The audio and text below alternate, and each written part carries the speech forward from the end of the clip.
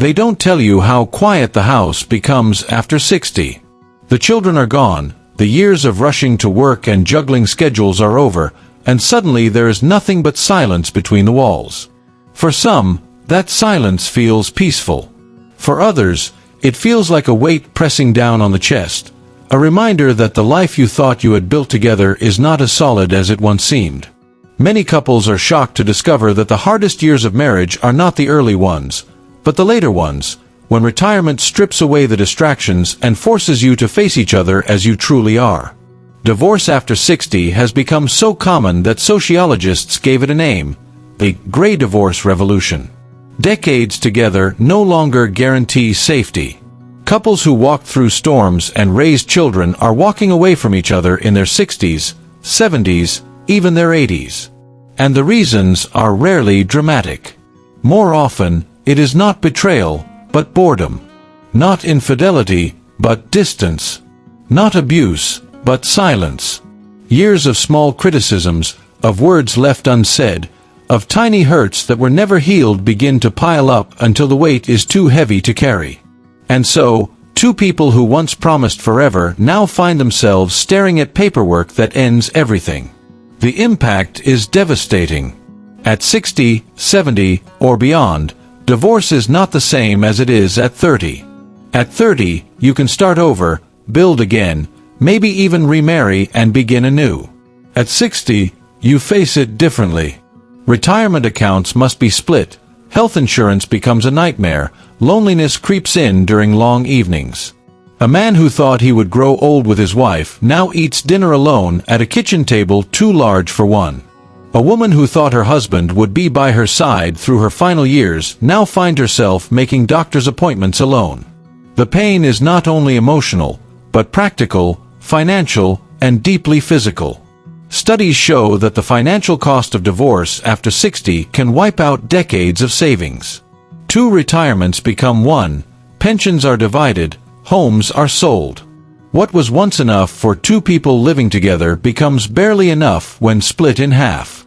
The dreams of travel, of helping grandchildren, of living comfortably in later years collapse under the reality of lawyers, settlements, and bills.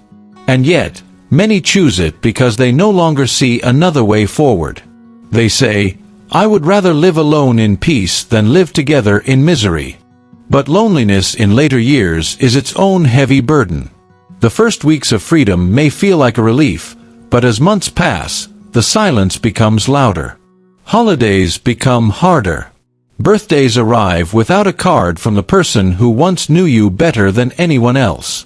Friends may sympathize, children may try to be supportive, but the emptiness of an empty bed, an empty chair, an empty future is something no one else can fill. Many who divorce after 60 admit that they did not anticipate the crushing loneliness that followed. And yet, for many couples, divorce is not the inevitable answer. The truth is that most marriages that collapse after 60 don't fail because of something new. They fail because small cracks, left unattended, grow wider when retirement shines a harsh light on them. The long hours of work that once distracted you are gone. The children who once filled the house with noise are grown. All that remains is two people, face to face, carrying years of unresolved pain. It feels overwhelming, but it doesn't have to be the end. The question is not whether you will face struggles after 60, you will. The question is whether you will choose to face them together. Will you allow bitterness to take root, or will you choose practices that soften hearts and rebuild connection? Will you see your spouse as the enemy, or as the partner who has walked through decades with you and still stands beside you now? So many seniors make the mistake of thinking that love after 60 should be effortless, that by now it should be automatic, easy, natural. But the truth is that love at any age requires tending. A garden left untended will wither, no matter how beautiful it once was. A marriage left untended will wither too. If you do not water it with kindness, if you do not pull out the weeds of criticism, if you do not plant seeds of gratitude, it will die, not because it could not survive, but because it was neglected. And here is the hope. It does not take dramatic gestures to save a marriage after 60. You don't need expensive trips, endless energy, or grand declarations. What you need are simple, daily choices. Choices to listen, to forgive, to give space, to draw close, to rediscover conversation, to protect your future together, to practice gratitude. These choices, small as they seem, are what turn distance into closeness and silence into companionship.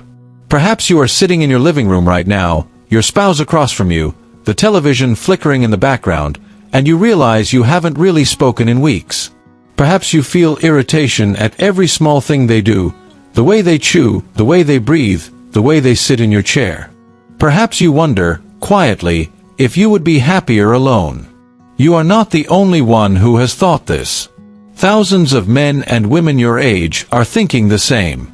And yet, those who choose to fight for their marriages discover that peace is possible, that love can be renewed, that companionship can be restored. The truth is that marriage after 60 is not the end of love's story. In many ways, it is the beginning of its truest form. Youthful love is filled with passion and energy, but mature love is filled with depth, patience, and tenderness. To walk away now is to walk away from the season when love can shine its brightest. To give up now is to miss the beauty of rediscovering not just who your spouse is, but who you are together. There are couples who have proven this. Couples who nearly broke apart after retirement but chose a different path. Couples who discovered that by changing the way they approached each other, they could not only save their marriage but find joy they had never known before. The secrets are not complicated. They are simple habits, practiced daily, that turn bitterness into gratitude and silence into laughter. If you are over 60, if you are struggling in your marriage, if you feel the weight of silence or the sting of criticism, you need to know this: it is not too late. Your marriage can be healed. Your love can be renewed. You can step into your golden years not with bitterness, but with peace. The choice is yours. And to show you how, let us step into the story of one couple who nearly lost everything after retirement but found their way back. Not through luck, not through miracles, but through 7 simple choices. These 7 secrets saved their marriage, and they can save yours too. Harold and Margaret had been married for more than 4 decades. To their children, friends, and neighbors, they looked like the perfect example of stability. 2 people who had raised a family, built a life, and survived the storms that break so many marriages.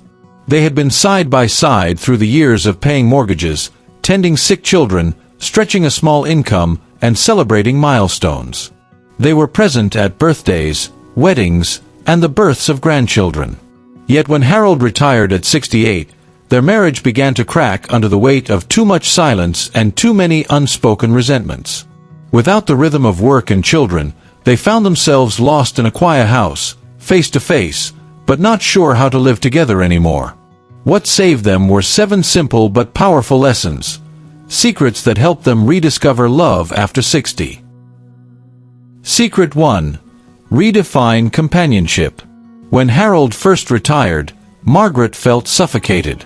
Harold followed her from room to room, hovering over her shoulder as she cooked, folded laundry, or spoke on the phone. He rearranged cupboards and criticized her methods, forgetting that she had managed the house alone for decades. One day, Margaret snapped. "I can't breathe with you here every second, Harold. I need my space." That evening, Harold sat in the quiet living room and realized that without work, he had turned Margaret into his project. He wasn't being her husband, he was being her supervisor. The change began the next morning when Margaret invited him into the garden. Harold fumbled with the watering can, nearly drowning the flowers, and yanked out herbs she had planted. Margaret scolded him, but when Harold laughed at his mistakes, she laughed too. For the first time in weeks, the tension lifted. Day after day, they tended the garden together, marveling at buds breaking through the soil, pausing to watch bees drifting from flower to flower. Harold began to notice Margaret's quiet patience, her way of humming while she worked. Margaret began to see Harold's clumsy efforts as tender. In the evenings, they started walking. At first, silence weighed heavily, but soon it felt comfortable. The crunch of gravel beneath their feet, the cool air, the glow of sunset became their new rhythm. They realized companionship after 60 wasn't about constant words or busy schedules. It was about rediscovering how to simply exist together in peace. Secret 2. Respect personal space. Even as they grew comfortable again, they discovered another truth. Too much time together was overwhelming. Margaret confessed one afternoon, "I love you, Harold, but I need hours that belong only to me." To her surprise, Harold nodded quickly. "So do I." They realized that companionship had to be balanced with space. Harold joined a chess club at the community center. Twice a week, he leaned over wooden boards with other retirees, plotting strategies, his mind sharp and alive again. The smell of coffee filled the room, the sound of clocks ticking marked each move. He returned home with stories of victories and close defeats, his eyes bright with excitement. Margaret joined a gardening circle, where women shared cuttings and stories with laughter. She came home with herbs and flowers, her cheeks glowing. Their dinners, once heavy with silence, now brimmed with stories. Harold described tense matches. Margaret shared tips she had learned about lavender or basil. They also developed private rituals. Margaret began journaling each morning, pouring her heart onto the page. Harold went fishing with an old friend, the river's stillness washing away his restlessness. When they reunited, they were refreshed, not weary of each other's company. Personal space did not push them apart. It gave them room to breathe and made their time together sweeter. Secret 3. Create new conversations. For years, Harold and Margaret's conversations had shrunk to logistics, bills, groceries, doctor appointments. They spoke, but they didn't talk. Meals passed in silence. One evening, Margaret looked across the table and asked, "Harold, what's the happiest memory you carry from childhood?" Harold blinked, startled. Slowly, he smiled. "Fishing with my father. The mornings were cold and misty. I caught my first fish when I was 9. He clapped my shoulder so hard I nearly fell into the boat." Margaret laughed, picturing the boy he once was. For the first time in years, she felt like she was seeing a new side of him. The next evening, Harold surprised her with his own question. "What dream do you still hold?" Margaret hesitated, then whispered, "I've always wanted to see Italy. The art, the churches, the food, I've dreamed of it since I was a girl." Harold stared at her in wonder. These questions became nightly rituals. They asked about regrets, joys, fears, and secret hopes. Margaret confessed she sometimes feared being forgotten. Harold admitted he feared losing his independence. They cried together, laughed together, and grew closer with each exchange. Conversation became a bridge. They realized that even after 40 years, they were not finished stories. They were still unfolding, still worth discovering. Secret 4. Keep romance alive. Romance seemed buried in the past. Margaret once joked, "We're too old for that." But the truth was, she missed it. Harold did too. So they made a change. On Friday nights, they turned off the television and played old records. Their first dance was clumsy. Harold stepped on Margaret's toes, and she laughed until tears rolled down her cheeks. But as the song played on, she leaned into him, remembering the nights when love had been fierce and alive. Harold whispered, "I still choose you." Tears filled her eyes, and she held him close. They began weaving romance back into daily life. Margaret left notes tucked in Harold's newspaper, "I love you." Harold picked flowers from the garden and placed them on her pillow. They kissed goodnight again, held hands during walks, touched each other with tenderness instead of routine. Romance after 60 did not require grand gestures. It required reminders, "You are still my beloved." These small acts became sparks that lit their days with warmth. Slowly, they realized romance hadn't disappeared. It had simply been waiting to be revived. Secret 5. Practice forgiveness daily. Old wounds weighed heavily on them both. Margaret still carried sharp words Harold had spoken decades ago. Harold remembered times when Margaret dismissed him, leaving him feeling small. These memories resurfaced in arguments, poisoning the present. One night, after another quarrel, Harold sighed, "I can't carry this anymore, Margaret. It's too heavy." Her eyes filled with tears. That night, they chose forgiveness. They began practicing it daily. When Harold snapped impatiently, Margaret forgave quickly. When Margaret forgot something important, Harold let it go. They stopped hoarding grievances like weapons to be used later. Each morning was a fresh start. Each night, a chance to release bitterness. Slowly, laughter returned. Their home felt lighter. Forgiveness didn't erase history, but it loosened its grip. It gave them freedom to love without chains. Forgiveness became not a one-time event, but a daily decision. Margaret said once, "I choose to forgive because I don't want to carry anger into tomorrow." Harold replied, "And I forgive because I want peace to last longer than pride." Their words became truth.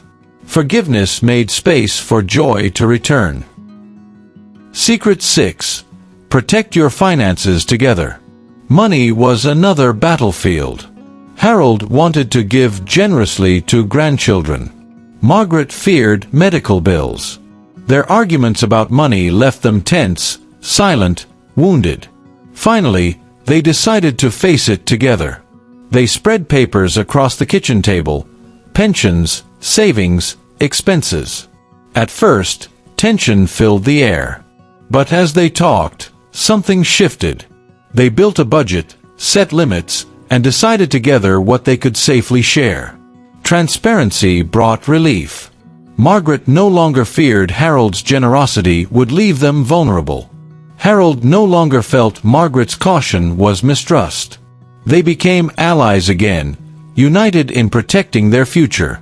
They made financial talks a monthly ritual. Sometimes they laughed at how little they needed now compared to their working years. Other times, they reassured each other that they would be secure. Money, once a source of conflict, became a source of unity. It was no longer about numbers, but about trust, honesty, and peace of mind.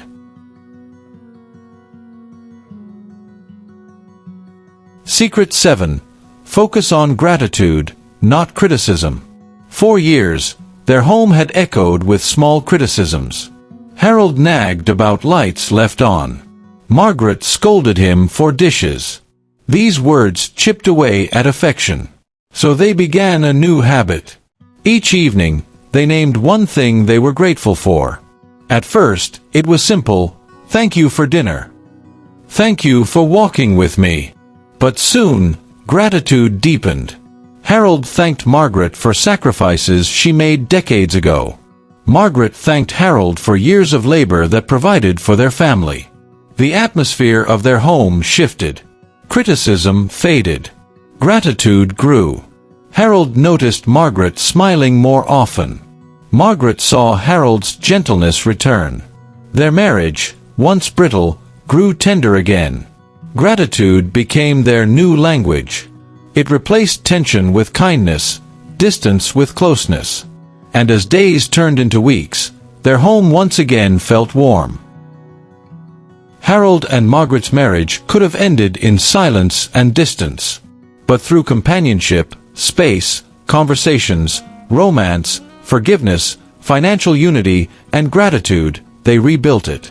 Their golden years, once shadowed by the threat of divorce, became a season of tenderness and joy.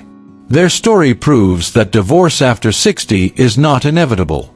With small, daily choices, marriage can grow stronger, not weaker. Marriage does not fade with age. Sometimes, in the golden years, it shines brighter than ever.